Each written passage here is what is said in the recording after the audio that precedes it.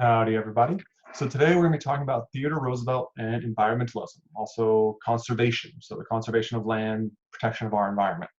We're going to be talking about two acts in particular that he was involved with. The Antiquities Act, which was directly Roosevelt, and the Lacey Act, which slightly preceded Roosevelt, but still is in the same line of what we're talking about. So when we think of Theodore Roosevelt, we think of this larger than life, big, rambunctious, verbose kind of guy. And he was. But he also had this side of him that was very much in tune with the conservation of nature. At a very young age, he learned what the outdoors was like. It kind of revitalized him from being a sick young man. He redeemed and revitalized his own will to live after his wife died by going out west and living in these hard places. Now, a lot of people struggle to see Roosevelt as a conservationalist. I mean, it's going to be obvious why he is, but a lot of people struggle because of images like this. So Roosevelt, after his term as president, went on safari in Africa, and he killed a lot of animals.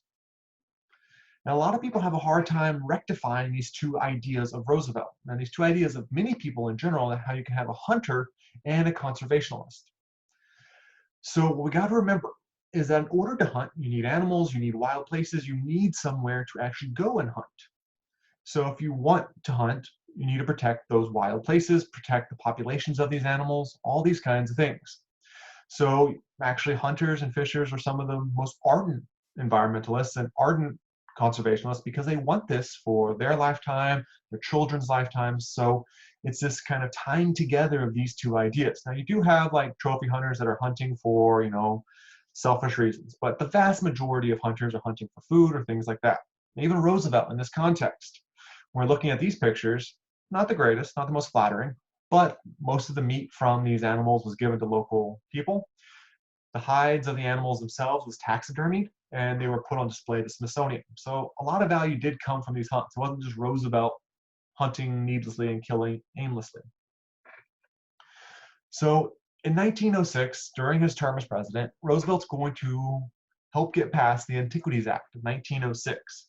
Now what this does is sets up 18 national monuments to be protected, establishes 51 bird reserves, 4 wild game reserves, demarks 150 national forests. Overall, it sets aside 230 million acres of land, basically to be relatively untouched. Now they'll build roads or campsites through these territories, through these pieces of land, but for the most part, these what become known as the National Park Service, all these national parks across the nation are going to be relatively kept in somewhat state of wildness. To kind of show how Roosevelt thought about nature and wild places and the environment at this point in time, I'm going to read 2 quotes that kind of illustrate what he's thinking. Now, while it's a fun picture, he never actually rode a moose. Moose can be very aggressive if you try to get too close to it. But here's the quote. The United States at this moment occupies the lamentable position as being perhaps the chief offender among civilized nations in permitting the destruction and pollution of nature. Our whole modern civilization is at fault in the matter. But we in America are probably most at fault. We treasure pictures and sculpture. We regard Attic temples and Roman triumphal arches and Gothic cathedrals as of priceless value.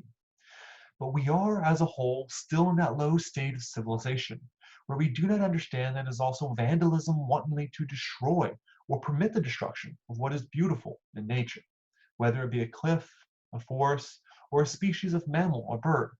Here in the United States, we turn our rivers and streams into sewers and dumping grounds. We pollute the air, we destroy the forests, and exterminate the fishes, birds, and mammals, not to speak of vulgarizing charming landscapes with hideous advertisements. Now think about it. Think about what he's talking about. Think about the world he lived in at the beginning of the 1900s. Now think about how much we have come today and how we are struggling even more in the United States and across the globe to protect our wild places. So this was a problem he was seeing in 1900, 1905, 1906. 2020, we're still running into those same problems. Got one more quote. So this is Roosevelt on kind of going out into wild places. For him, he says, there is a delight in the hardy life of the open.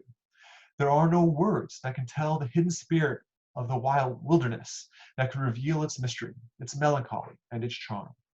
The nation behaves well if it treats the natural resources as assets, which it must turn over to the next generation increased and not impaired in value.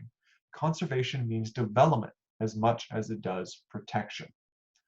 So he's saying it's not just making sure they stay the way they are, but making sure they're used and protected in a way that benefits them. So the animals and the flora and fauna can thrive.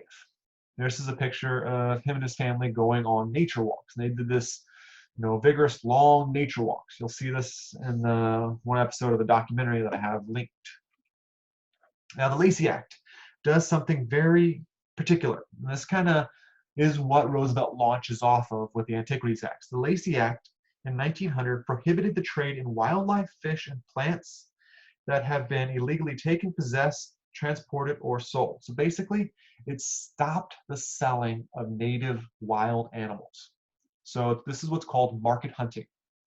This is when we talk about the elimination of the buffalo. This is what's going to stop that. So the buffalo are almost wiped out. This is what stops it. You can no longer hunt wild animals. So bison, elk, deer, wolves, beaver, any of these things, you can no longer hunt unrestricted. You have to follow the restrictions that the government is setting up. And this is going to be one of the biggest shifts in world conservation because the United States is one of the first to do this. And this is going to lay the groundwork for what the new nation is going to do with our wild places and wild animals.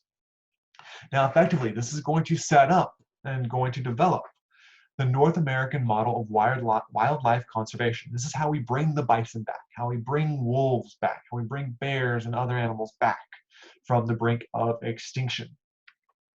So, first and foremost, wildlife as a public trust.